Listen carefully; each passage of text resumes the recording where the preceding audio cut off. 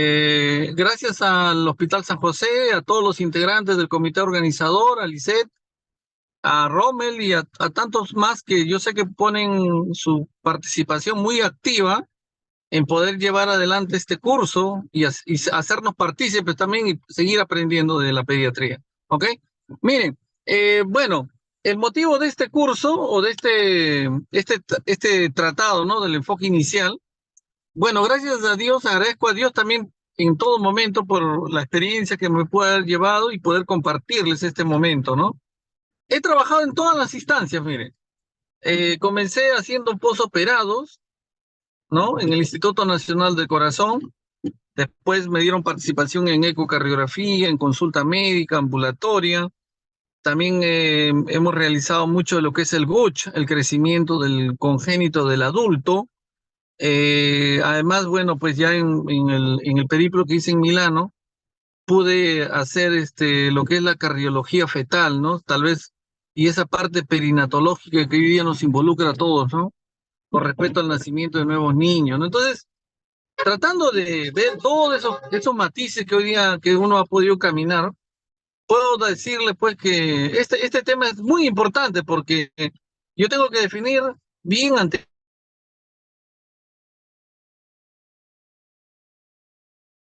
quién estoy, ¿no? Mire, justo hoy día me he demorado, la óptica, ¿no? Diagnosticar diabetes gestacional. Entonces, la preocupación de la mamá definitivamente es saber si su niño tiene o no tiene una cardiopatía, ¿no? Digamos, partiendo de ese caso, ¿no? Que acabamos de ver, el niño no tiene una cardiopatía, porque, bueno, pues no ha habido un, un desarrollo prolijo de una diabetes gestacional.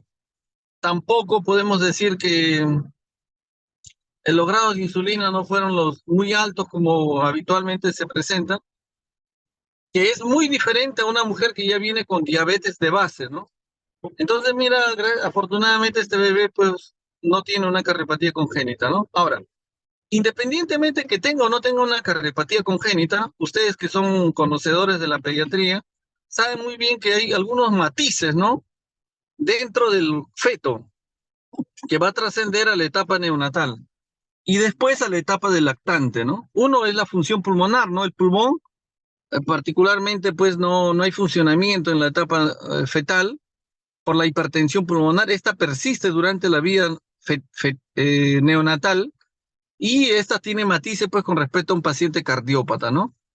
Segundo, la circulación fetal que trasciende a la etapa neonatal con rezago, pues, como el foramen oval o un ductus arterioso, sobre todo en el prematuro, ¿no? Y tercero, la evolución neonatal, que es una etapa valiosa, ¿no? Donde hay tantos cambios que, bueno, pues los neonatólogos son los que nos pueden instruir, ¿no? Bastante en ello. Y como cardiólogo yo puedo decirles que estas variables se van más allá de la presión, sino van en las resistencias vasculares, ¿no? Propiamente del pulmón y del corazón, ¿ve? Entonces, mira, haciendo este cortejo, yo quisiera, Lice, que pases a la siguiente lámina. A la siguiente lámina. Aló. La siguiente lámina, Lice. Doctor, estoy avanzando las diapositivas. No, pero yo veo solamente la primera cara nomás. No, a ver, disculpe, doctor. Nuevamente compartir. A ver.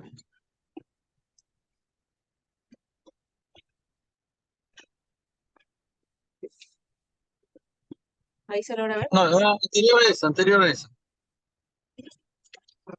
Anterior, anterior. Ahí está.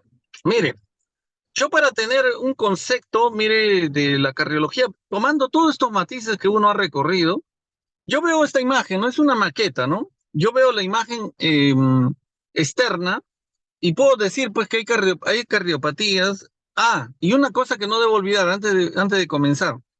Hoy día se está viendo mucho enfermedades que afectan al corazón y que no necesariamente son de base cardiológica. Y cardiopatías que afectan a los demás órganos, incluido el pulmón, ¿ve? Entonces, si yo veo el corazón, yo puedo ver una imagen intracardíaca y extracardíaca. Cuando veo la imagen extracardíaca, me imagino pues el pericardio, ¿no? Y los vasos sucedáneos, ¿no? Como ahí están en la maqueta, en azul está la vena cava superior, el aorta en el medio y la arteria pulmonar en la parte inferior. Esta es la imagen de los tres vasos, ¿no? Que es una imagen muy importante en medicina fetal y en medicina neonatal, ¿no? O sea, para yo lograr un buen diagnóstico de las cardiopatías extracardíacas, tengo que ver esta imagen, ¿no? Cuando yo voy a la cara interna del corazón, a la parte interna, yo tengo que ver las válvulas, las cavidades, ¿no? Miren, noten ahí que la cavidad izquierda es gruesa, ancha, en cambio, y forma de una bala. En cambio, la cavidad derecha es más delgada y tiene una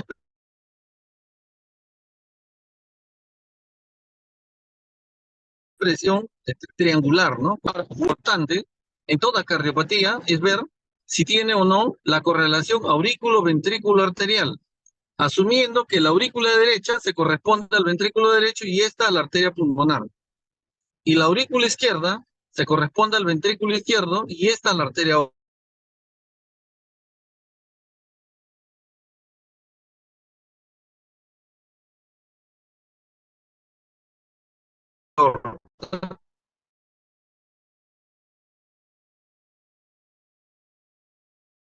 presente. ¿Por qué? Porque en base a esta base vamos a pasar a la siguiente lámina. Pase, por favor.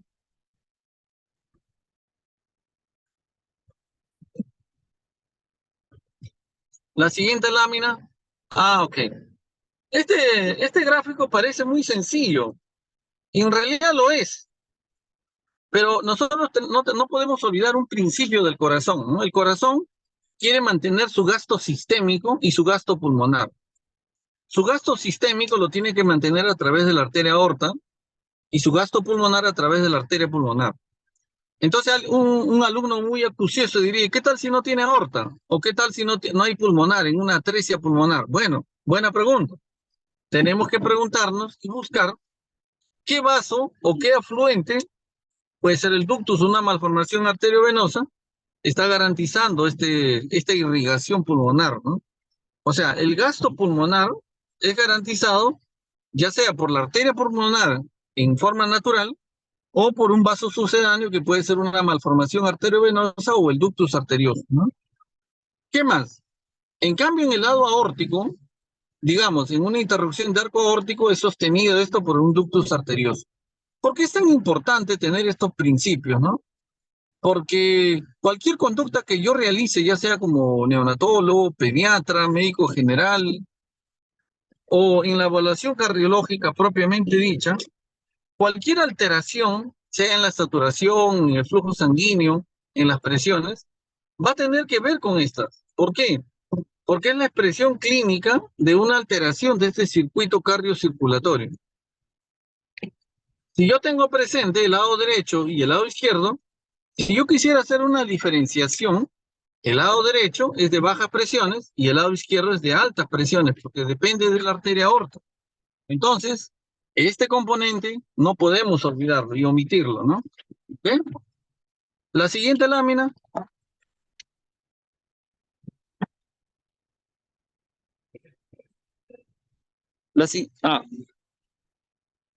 Este es algo que a veces nosotros dejamos de lado, ¿no?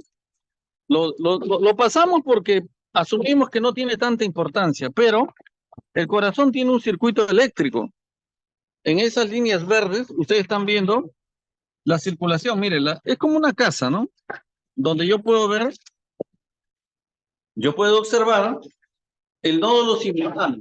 Una de las cosas que yo tengo que determinar rápidamente es que cuando el corazón tiene una alteración eléctrica, la primero que yo debo observar es si tiene o no tiene ritmo sinusal. Si tiene ritmo sinusal y el flujo la conducción nerviosa está aumentada, estamos hablando de una taquicardia sinusal. Si está disminuido, hablamos de una bradicardia sinusal. ¿Qué pasa si no observamos ritmo sinusal? Definitivamente estamos ante una alteración del sistema de conducción. Ahora, este sistema de conducción está expresado por el paso de sangre a través del circuito hemodinámico. ¿Por qué?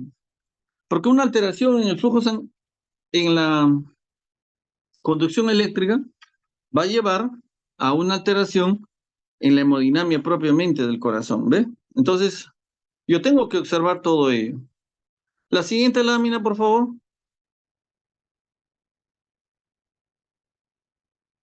La siguiente lámina. Ah, ok. Esa es una lámina muy importante. Ahorita lo vamos a ver. Un segundito, un segundito.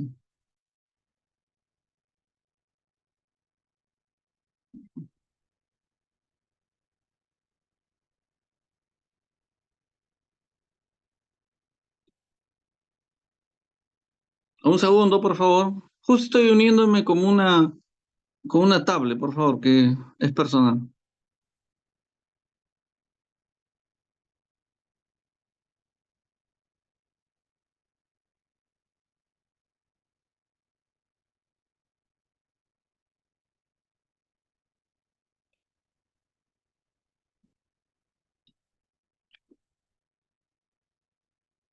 Un segundito.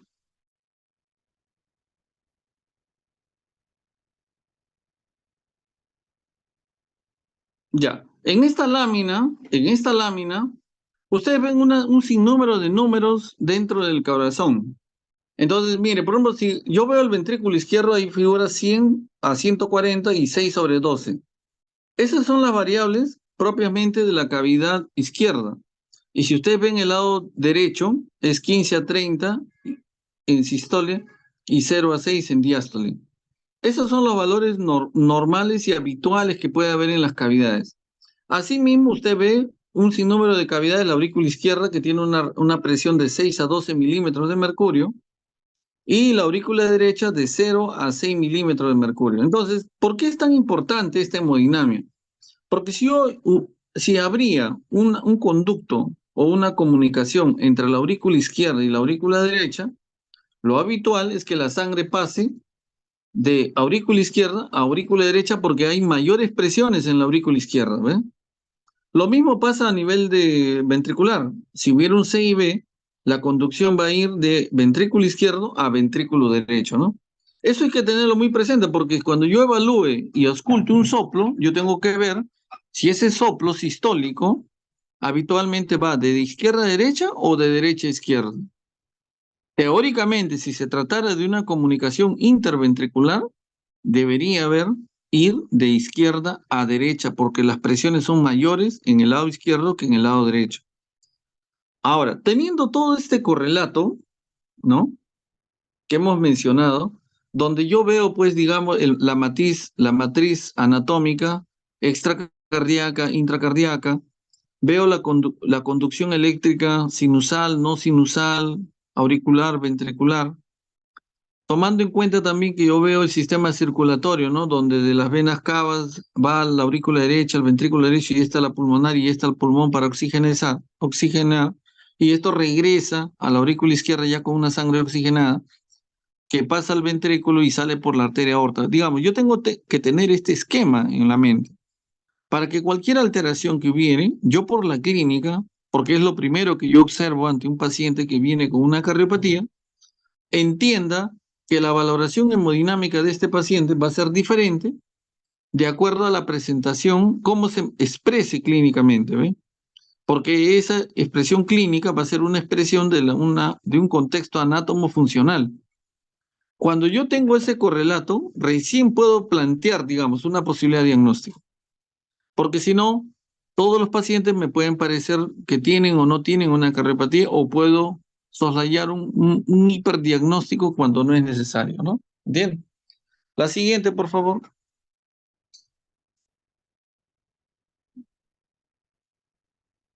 Ya, la siguiente. Ah, ok. Hay una cosa que no debemos olvidar nunca. Las cardiopatías congénitas se presentan un promedio de 8 por cada 1000 recién nacidos vivos, ¿no?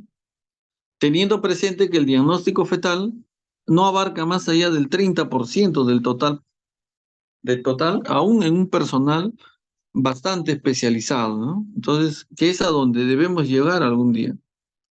Es importante conocer el cuadro clínico como baluarte del diagnóstico precoz de las cardiopatías congénitas. Aquí es bien importante, mire, una pregunta que yo siempre le hago al médico que me envía un paciente es ¿por qué lo envía? O sea, ¿Qué puedo aportar más allá de realizar una ecocardiografía? ¿O qué busca el médico que el cardiólogo pediatra le contribuya a hacer el diagnóstico inicial, ¿no?, del paciente? ¿Ves? Entonces, esto es bien importante porque teniendo esa respuesta, definitivamente va a haber un buen diálogo entre el médico, cardiólogo y el especialista, ¿no? En este caso, el consultor. A ver la siguiente, por favor. Bueno, nosotros tenemos que presentar algunos cuadros, ¿no? El cuadro clínico. Una cosa que nos debe llamar la atención es el soplo cardíaco. Generalmente el soplo cardíaco que se proyecta hacia la espalda es el soplo cardíaco patológico. Este soplo cardíaco está inmiscuido generalmente porque hacia atrás circula la circulación pulmonar, ¿no? Entonces, si existe un soplo que se proyecta hacia la espalda o hacia el cuello, debo considerar que es patológico hasta demostrar lo contrario. Un soplo que hay mucha variación en diferentes posiciones, definitivamente puede ser un soplo funcional, más no patológico. Si un paciente presenta insuficiencia cardíaca, recuerden, el diagnóstico de falla cardíaca o de insuficiencia cardíaca es clínico. Por eso que muchas veces no se debe esperar digamos, una ecocardiografía para definir un cuadro con insuficiencia cardíaca. Es la clínica la que predomina y nos lleva a este contexto. El ritmo cardíaco, como ya les expresaba, mira, una de las consultas más comunes que hay es la presencia de bradicardia, ¿no?, en un neonato. Entonces, nosotros siempre le manifestamos y le decimos al especialista si este paciente tiene o no tiene falla cardíaca. Ahora, ¿por qué es tan importante, mira, la taquicardia o la bradicardia en un neonato? Porque el gasto cardíaco, que en el caso del neonato tiene casi un 40% de componente auricular, a diferencia de un paciente adulto en la cual ya no es tan importante este porcentaje, ¿ve? Entonces, estamos en un contexto muy diferente, ¿ve? Entonces, la bradicardia, como la taquicardia, son condicionantes de falla cardíaca por el contexto que estos producen una alteración en el llenado ventricular. Entonces, esto lo debemos tener presente en todo momento, ¿no? ¿Ya? Ahora, la cianosis. La cianosis yo tengo que catalogarla, pues si es una cianosis periférica o una cianosis central. Ahora, generalmente nosotros cuando vemos cianosis, lo primero que pensamos, teniendo como patrón la tetralogía de Fallot, es que haya una obstrucción o una hipoplasia de la arteria pulmonar. Pero, oh paradoja, existe también pacientes cianóticos que tienen hiperflujo pulmonar. En el caso del Fallot, a menor diámetro de la pulmonar o hipoplasia, a mayor diámetro, hay más cianosis, o sea, son directamente proporcional. A mayor hipoplasia, mayor cianosis.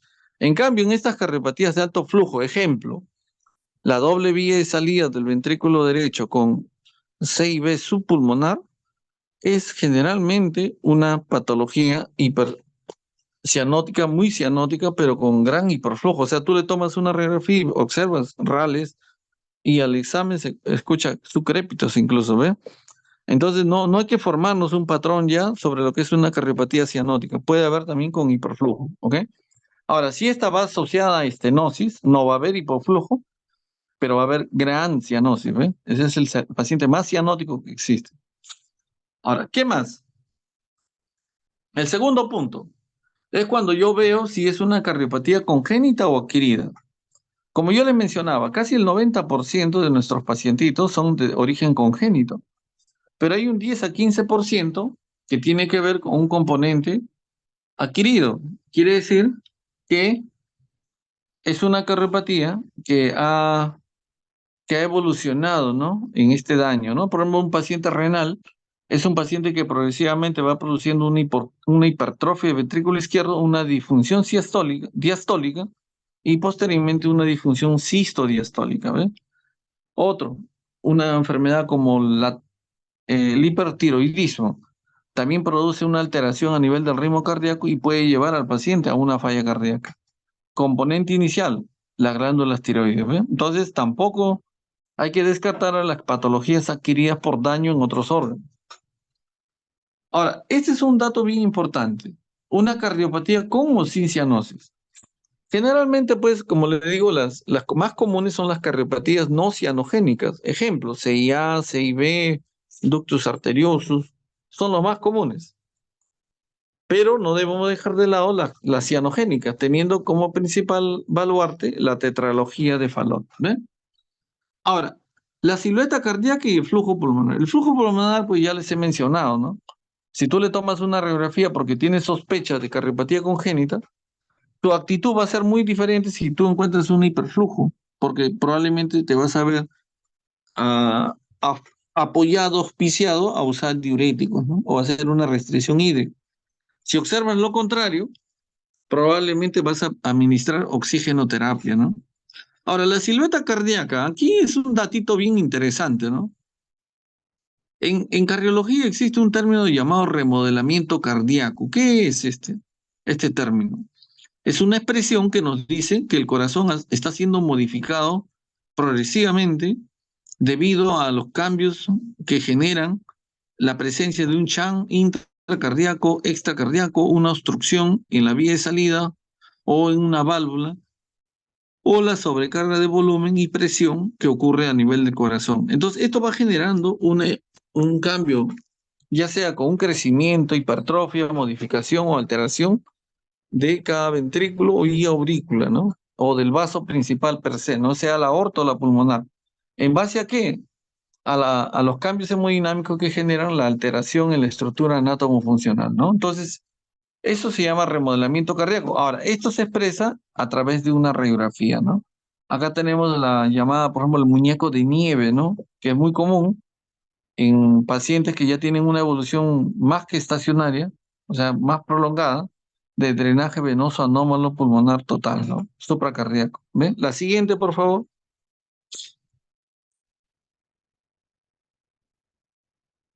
Bueno, más de lo mismo, el soplo cardíaco, la insuficiencia, el ritmo cardíaco, es una cosa que hoy día veo bastante, ¿no?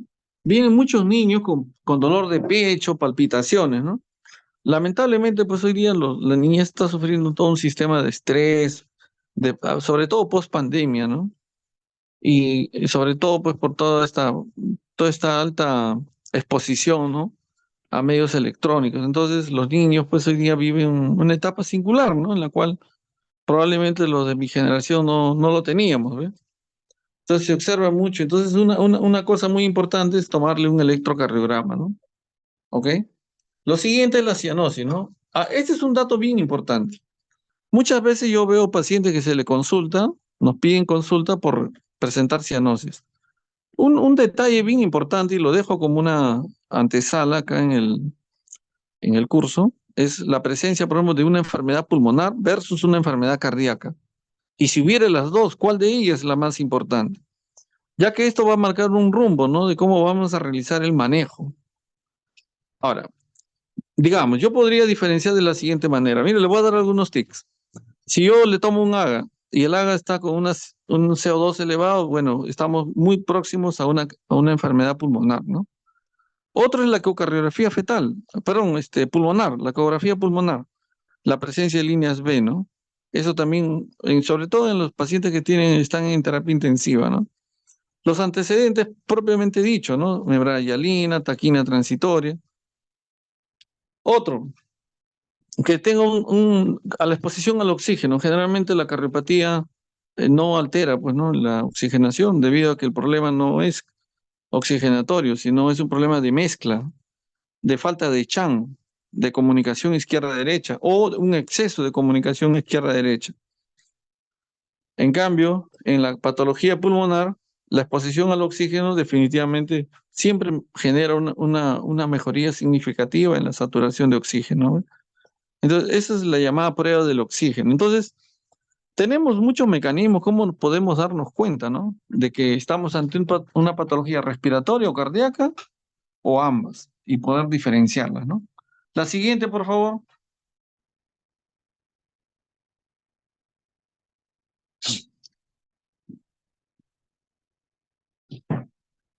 Hay que tener presente este dato, ¿no? Hoy día se está viendo mucha patología adquirida, ¿no? Como le digo, por este sistema pues, de consumo que tenemos, ¿no? Que no necesariamente tienen un componente congénito, ¿no? Estas manifestaciones pueden también tener un origen tardío, ¿no? Por ejemplo, digamos, ¿quién podría tener un origen tardío? Mire, por ejemplo, una insuficiencia renal crónica, que es una enfermedad sistémica, versus una coartación de aorta que no era tan severa, pero que en el camino fue generando ya cambios hemodinámicos a nivel cardíaco. Ahora, acá hay un dato para el neonatólogo. Si tú ves que un paciente, un niño, un neonato tiene cuadro clínico de cardiopatía, considéralo grave hasta demostrar lo contrario. Si es dependiente de ductos, tienes que administrarle prostaglandinas. Hay que definir si esta dependencia de ductos es hacia el circuito pulmonar o al circuito aórtico. Si es el circuito pulmonar, es una atresia pulmonar. Al circuito aórtico, una coartación de aorta crítica, una interrupción de arco aórtico, un ventrículo izquierdo hipoplástico, ¿no? Ahora, un dato que no podemos dejar de ver es cuando hay alteraciones a nivel de las arterias coronarias, el llamado implante anómalo de la arteria coronaria, ¿ve? Esta es una causa muy importante de insuficiencia cardíaca y de disfunción ventricular, ¿no? ¿Cuál es su diagnóstico diferencial? La posibilidad que hubiera una miocardiopatía dilatada versus un postmiocarditis, ¿no? Entonces, en un examen de un paciente que viene con falla cardíaca, definitivamente estamos ante la posibilidad de una alteración en el implante de la arteria coronaria izquierda, ¿no? Este implante, esta coronaria, en vez de salir de la aorta, sale de la arteria pulmonar. Y solamente le voy a dar un tic, o dos tal vez. La sangre que sale de la aorta es diferente a la de la pulmonar. Y la presión de salida hacia la arteria coronaria es diferente en la aorta que en la pulmonar. Entonces, estos dos factores ya son importantes y por eso generan disfunción ventricular a nivel del ventrículo izquierdo, ya que sale con una saturación diferente y con una presión diferente de la arteria pulmonar. ¿Cuál es la conducta que se debe tomar? La cirugía reparadora, ¿no? O sea, el reimplante de la arteria coronaria, pasándolo de la pulmonar hacia la aorta, ¿ves? Esa es una cirugía de alta complejidad. La siguiente, por favor.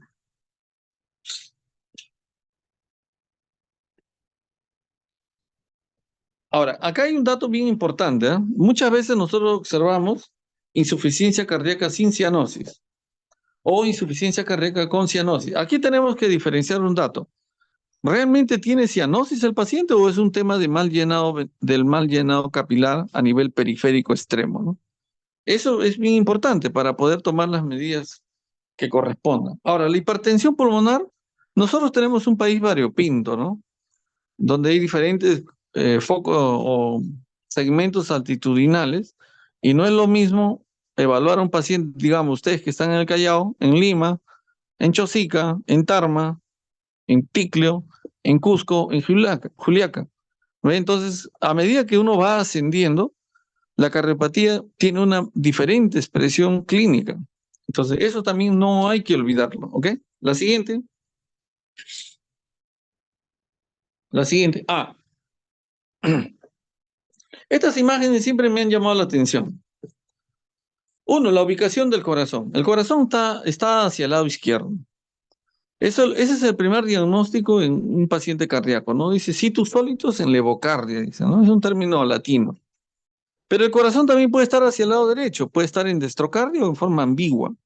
Ahora, muchas veces no está en esa ubicación, pero sí está desplazado. Ejemplo, una hernia diafragmática, ¿ve? Entonces todo está desplazado hacia el lado, dependiendo de dónde está la hernia. Generalmente en el lado izquierdo, está desplazado a la derecha. ¿Qué más? La forma del corazón. Bueno, hay diferentes formas, ¿no? La forma en botita, la forma en huevito, ¿ve? La patita de gallo, la forma en muñeco de nieve. O sea, hay diferentes formas, pero como yo les manifesté, estas formas se van dando en el tiempo. No necesariamente es la primera expresión y sobre todo en la etapa neonatal. El índice cardiotorácico, generalmente 0,55. Acá hay un punto bien importante. Muchas veces nos consultan por cardiomegalia, ¿no? Pero esto yo lo voy a tomar como si nos tomáramos un selfie. Si una, si una radiografía no está a 1,80 m, o sea, una teleradiografía, esa cardiomegalia puede ser muy subjetiva, ¿no? Ahora, nosotros lo que hacemos es medir el tamaño del ventrículo izquierdo y compararlo con las variables y los patrones propiamente de la edad, ¿no? y el peso. Los bordes del corazón. El corazón, mire, es un órgano en equilibrio. Por eso que cuando la punta del corazón está levantada, que corresponde al lado izquierdo, debo asumir que el lado derecho tiene una mayor presión o una sobrecarga de presión sobre el lado derecho que hace que se levante la punta del corazón. Hay diferentes formas en diferentes patologías cardíacas. ¿Por qué? Porque estas van produciendo un remodelamiento cardíaco selectivo en razón de la cardiopatía de base, ¿no? La siguiente, por favor. Miren, por ejemplo acá, nosotros vemos un diagnóstico de doble vía de salida del ventrículo derecho. ¿Qué quiere decir? Que los dos vasos salen del lado derecho. O en su mayoría, la aorta sale del lado derecho. Entonces, en este caso, ese ventrículo derecho tiene un aumento de presión y volumen, que hace que la punta del corazón se eleve, ¿no? Es redondo y grande, ¿no? El corazón. La siguiente. El drenaje venoso anómalo. Mire, por ejemplo, hay un crecimiento marcado del lado derecho, ¿no? Mire, es una radiografía donde se enmarca y hay un hiperflujo pulmonar, ¿no? Importante. La siguiente. Esta es la tetralogía de Fallot, ¿no? Donde hay una hipertrofia del ventrículo derecho y levanta la punta. Tiene la forma de botita, ¿no? Es típico de la tetralogía de Fallot. La siguiente. E igual, otra doble vía de salida, pero con 6 veces pulmonar. A diferencia de la primera lámina, este es muy cianótico. La siguiente. Esta es la madre de todas las cardiomegalias, ¿no? La anomalía de Einstein. Si tú ves un corazón así de grande, es un Einstein casi seguro. La siguiente. Bueno, acá hacemos un pequeño repaso de lo que significa un ECG normal, ¿no? Ahí tenemos que ver el ritmo de base, la frecuencia cardíaca, el eje cardíaco, generalmente va entre -30 a 90, el PR no menor de 20 milisegundos, el QRS no mayor de 0,11, la onda T visible, un dato muy pediátrico, visible en B1 y B2, que son las derivadas derechas. Normalmente esto en adulto significaría isquemia, en un niño es normal. Bueno, entonces, eso es más o menos la expresión. Mire, si nosotros vemos esta lámina, tiene onda P seguido por un QRS y seguido por una despolarización expresada por una onda T, ¿no? Ya, la siguiente. En este paciente, per se, no se observa sí se observa, pero está más acelerado. Entonces, es una taquicardia sinusal. La siguiente. Este es diferente, miren, en esta imagen, yo no observo onda P, pero sí observo un QRS. Entonces quiere decir que hay una conducción anómala por una vía aberrante. Esta paciente es una paciente, si no más no recuerdo, del hospital de Chanchamayo. Es tratada con nosotros con propanolol. Previamente se le puso un bolo de adenosina. Está siendo seguida ya en forma coordinada con el Instituto del Niño, ¿no? Y van a proceder a hacerle su ablación. ¿Ve? Entonces, todo comenzó desde muy lejos, pero mira, ya está en Lima y le van a realizar este procedimiento de ablación cardíaca, ¿no? De esa vía anómala anterior, ¿no? La siguiente. Igual, es una taquicardia paroxística supraventricular. Acá hay un dato que yo les puedo dar. Miren, a veces nosotros como pediatras tenemos una disyuntiva, ¿no? ¿Qué hacemos, no? Ante un paciente con una frecuencia cardíaca alta. Si no tiene pulso, considéralo paro. Si tiene pulso, trata de diferenciar si es supra o infra. Pero a veces en esa búsqueda del diagnóstico, el médico puede retrasar el tratamiento, ¿no? Un tic importante, si es un QRS angosto, es supraventricular. Si es un QRS ancho, es ventricular hasta demostrar lo contrario. Ahora, en el medio existe la llamada vía aberrante, ¿no? Con una vía accesoria, pero ya el paciente, como se dice, tendría que ser muy, muy buscado, ¿no? Para que ocurra eso. Nosotros tenemos que tener presente bajar esa frecuencia cardíaca, puede ser por métodos vagales, si no resulta, adenosina, y vamos a asumir que uno no ha definido y no tiene una posibilidad de demostrar una u otra. Bueno, puedes usarse un bolo de adenosina, ¿no? Perdón, de amiodarona, y te va a dar ciertas seguridades, ¿no? Que estás manejando una taquicardia supraventricular sin reentrada, ¿no? Incluso hasta un componente ventricular. ¿Ve? Entonces, uno puede tener una respuesta aún en la incertidumbre de un diagnóstico, ¿no? La siguiente. La siguiente. Aquí vamos, mire, algunos ejemplos, ¿no? Por ejemplo, este caso uno, mire, ven la radiografía. Es una radiografía con hiperflujo pulmonar, ¿no? Marcado, ¿no? Es una niña de Huánuco, 3 meses. Lo que llamaba la atención es que presentó taquimia en todo momento, ¿no? Inicialmente pensaron que era una taquimia transitoria del recién nacido. Fue dado de alta con cierta mejoría, pero como yo le decía, primero estaba bajando la presión pulmonar, estaba bajando el componente de taquicardia paroxística, ¿no? Y, o la taquina transitoria de recién nacido, pero a la vez estaba incrementando la hipertensión veno-arteriocapilar, ¿no? Por la mayor congestión. Se le toma una ecografía, mira que lo vemos acá, y se ve pues una imagen metida dentro de la aurícula izquierda, es el llamado colector, ¿no? Donde llegaban en sí las 4 venas pulmonares, ¿no? Y esta se unía a través de una vena iluminada a la vena cava superior. Y acá tenemos la imagen, miren.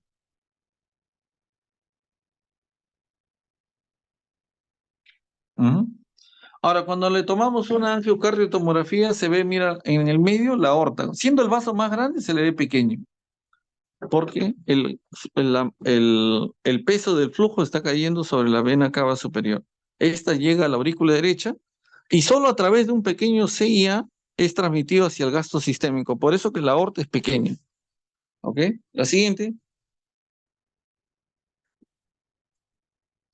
Esta es otra imagen, mire. Este también indica un poco del desarrollo de la cardiología en estos últimos tiempos, ¿no? Aparte de la clínica, que es muy imprescindible conocer, y la variación hemodinámica, la valoración hemodinámica que debemos hacer, esta es una imagen ecocardiográfica donde lo que está marcado como 1 y 2 es un ductus arteriosus, ¿no?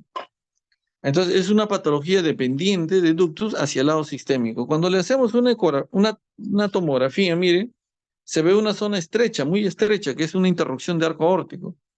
Y en la parte inferior un ductus arteriosus bastante grande.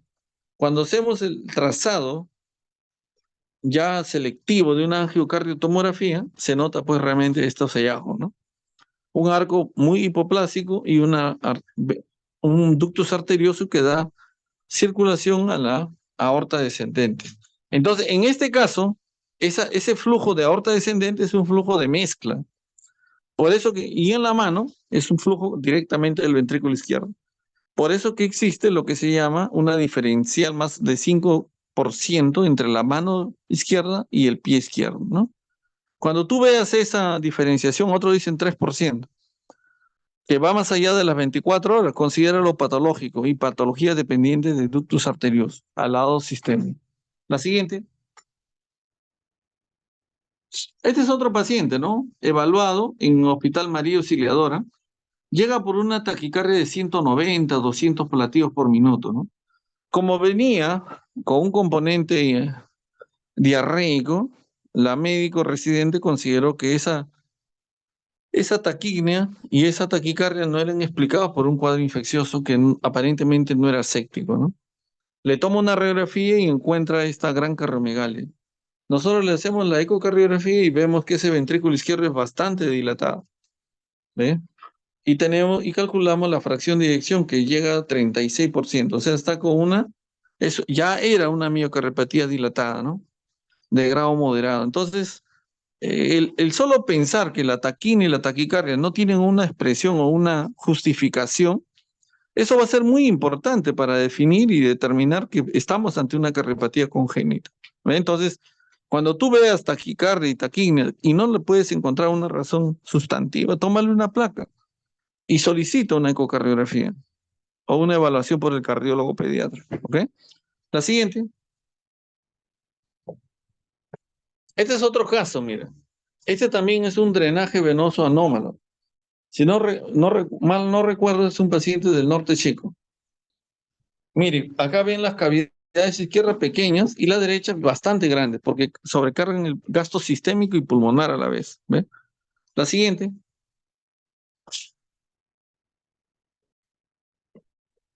Aquí también miren, en la imagen que está a su mano derecha de la pantalla, ven un vaso inmenso en la parte superior. Esa es la vena cava superior. Y la parte inferior, el que debía ser el vaso más grande, que es la aorta, parece pequeño, ¿no? Parece una ramita del vaso grande, que es la vena cava superior. Este es un drenaje venoso supracardíaco. La siguiente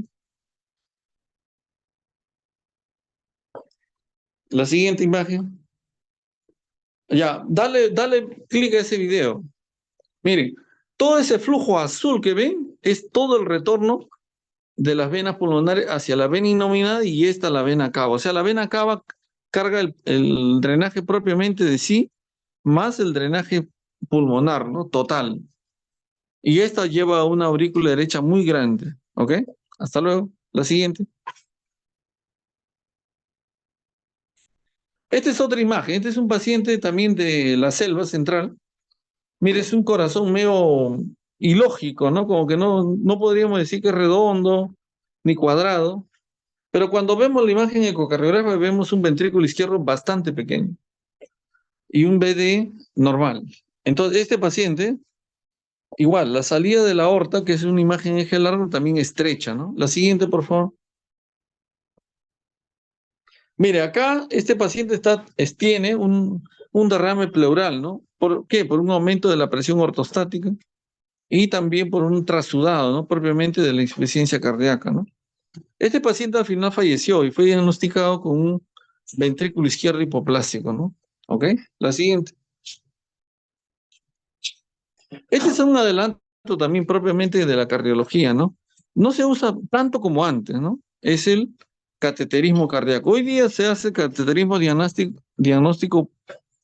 eh, diagnóstico y también a la vez terapéutico, ¿no? Para cerrar comunicaciones tipo ductus o tipo CIA con un amplaxer, ¿no? ¿Ok? La siguiente. Esta es una imagen, mira, muy llamativa, ¿no? Encontramos un tumor en un recién nacido, pero previamente nosotros le habíamos hecho un ecocardio fetal, ¿no? Mire, si ustedes ven, el tumor es bastante grande, ¿no? Pero hemodinámicamente no tenía mayor significancia porque no estaba ubicado en la salida de la aorta ni tampoco obstruía la entrada por la válvula mitral, ¿no? Gracias a Dios este paciente evolucionó muy bien y hoy, bueno, pues está en la ciudad de Chimbote, ¿no? ¿Ok? Se ha reducido solo, diríamos, ¿no? ¿Ya? La siguiente. Este es el futuro. Este es el futuro, ¿no? O sea, ir a hacer el diagnóstico fetal, ¿no? Todavía no hemos dado tantos pasos en esto, pero más o menos les quiero mostrar lo que significa, ¿no? Llegar ya con un diagnóstico a la etapa neonatal y darle su manejo, pues, ¿por qué no intraútero, no? Ustedes son las nuevas generaciones, pues, de los médicos que nos siguen y definitivamente, pues, están ante esa posibilidad de dar un paso, ¿no? Un paso grande, ¿no? ¿Ya? La siguiente. Esta es la válvula mitral y la válvula tricúspide, ¿no? Vista a nivel fetal, ¿no? La siguiente. Esta es una de las mejores imágenes que pudo haber hecho, ¿no? Mire el arco aórtico, que está hacia su mano derecha, ¿no? Prácticamente ahí se descarta que hubiera una coartación de aorta o una interrupción de arco aórtico, ¿no? Esta es la salida de la pulmonar, también normal, y este es el crossing que ocurre entre la arteria pulmonar y la aorta, ¿no? Eso es lo que siempre debemos ver, ¿no? Ese crucing, que nos garantiza una circulación adecuada, ¿no? La siguiente. Igual, dale video a ver. Esta me parece que tiene video. Ok, ahí está en azul, ustedes observan la salida de la aorta y también el cruce con la pulmonar. Definitivamente estamos ante un paciente que tiene una vía de salida normal, ¿no? La siguiente.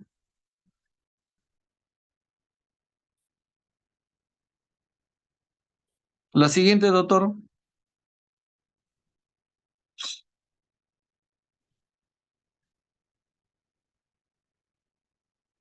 Mira, acá hay un componente bien importante, ¿no? Cuando yo observo esta imagen, veo pues que hay una insuficiencia tricuspide y una insuficiencia mitral, ¿no? Entonces, ¿qué cosa puede generar tanta insuficiencia en una válvula fetal, ¿no? Hay un compromiso pulmonar y también a la vez una obstrucción en la salida de la arteria aorta, ¿no? Que está disfuncionando el ventrículo izquierdo. La siguiente. Esta es una estenosis aórtica congénita, ¿no?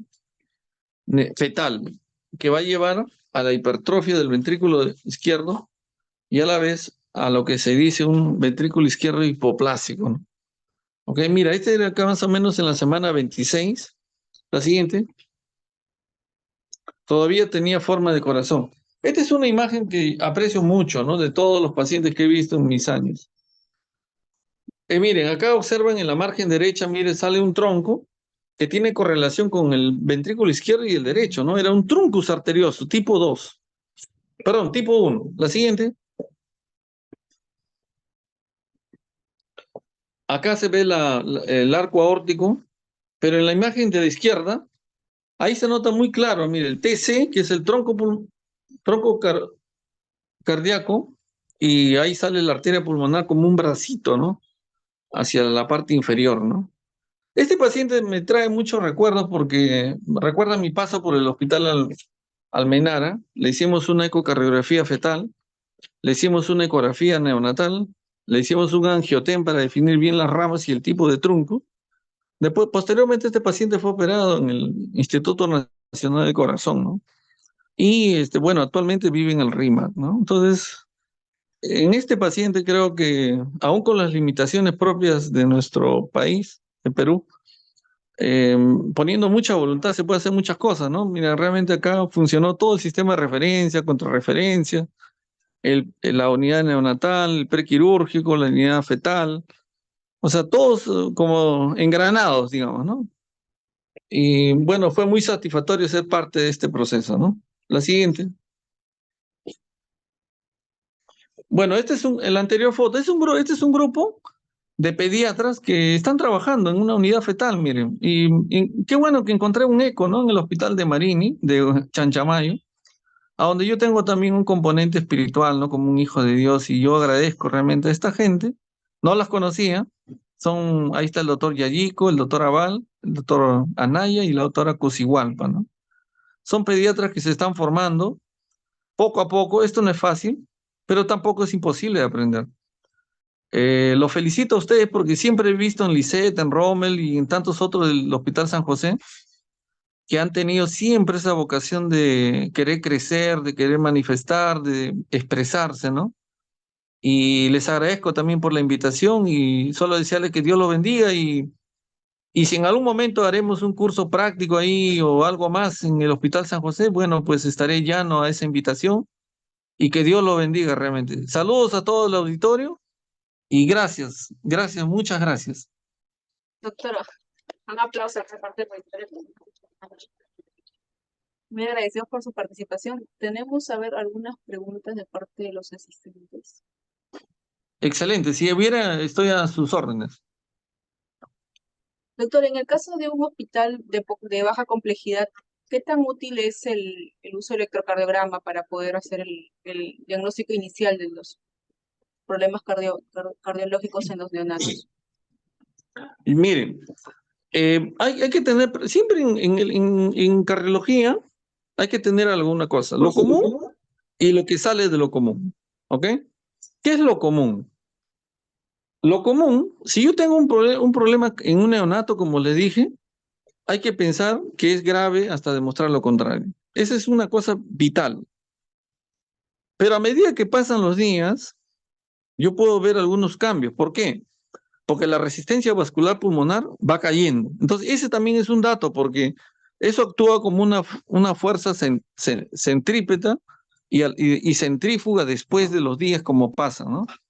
Hoy día le hice una pregunta yo, por ejemplo, a un residente. Le dije, mira, este paciente que tiene un CIB, ¿por qué no se le escuchó el soplo el día 1, 2 y 3? ¿Y por qué sí el día 15? Porque ha cambiado la resistencia. Le digo, al bajar la presión pulmonar, el shunt izquierda-derecha se ha manifestado. Si yo le tomara un electrocardiograma a cualquiera de estos neonatos, el eje siempre es a la derecha, o sea, estamos arriba de 90, 120, 130. Si yo encuentro un eje hacia 30, menos 30, o sea, hacia el lado superior izquierdo, ¿no? Definitivamente estoy ante un paciente que tiene una alteración hasta demostrar lo contrario. La onda T es normal en B1, B2, pero en B3, B4, B5 ya no es normal. ¿Esto dónde lo vimos? En pacientes que tenían síndrome mix o Kawasaki-like, o COVID, ¿no? Entonces, el electrocardiograma, mire, como que había pasado de moda, ¿no? Algo así.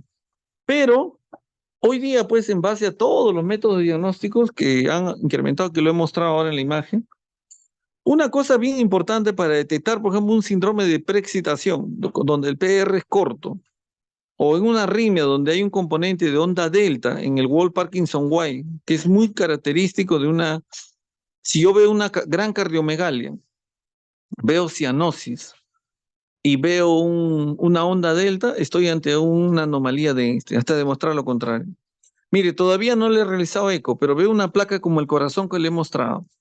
Y si tiene cianosis, y si tiene onda delta o preexcitación, estoy ante una anomalía de Einstein hasta demostrar lo contrario. La imagen cardiográfica, ecocardiográfica, solamente me va a ratificar el diagnóstico.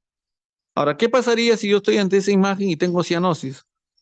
Ante esa imagen de gran cardiomegalia, yo podría iniciarle una instalación de prostaglandinas.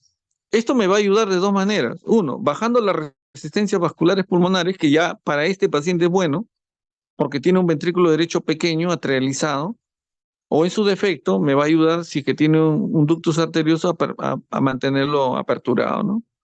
Entonces eso también va a ayudar bastante. ¿No? Entonces, ¿qué es lo común en un niño neonato? Que sea el eje a la derecha, que tenga ritmo sinusal, que haya onda R alta en B1, B2 y que haya onda T negativa en B1, B2. Todo lo demás pueden ser sucedáneos, pero si hay alguna manifestación muy, muy marcada, si esta va con componente del lado hacia -30, -40, eso le llaman hemibloqueo antero superior. Eso es patológico hasta demostrar lo contrario, ¿no? Así es, doctora Lisset. ¿Alguna pregunta más? Muchas gracias, doctor. Muy amable por la participación nuevamente. De parte del Hospital San José, doctor, le tenemos un pequeño presente. Le hacemos llegar personalmente con su certificado por la participación como ponente. Muchísimas gracias para todos ustedes y que Dios me los bendiga. Estamos atentos a cualquier llamado, ¿ok? Muchas gracias, doctor. Gracias, Lisset, y que Dios te guarde a ti mucho y a ti a todos los chicos de San José. Hasta luego. Hasta Chao. luego, doctor. Muchas gracias. Hasta luego, doctor. Gracias. Hasta pronto. Hasta pronto.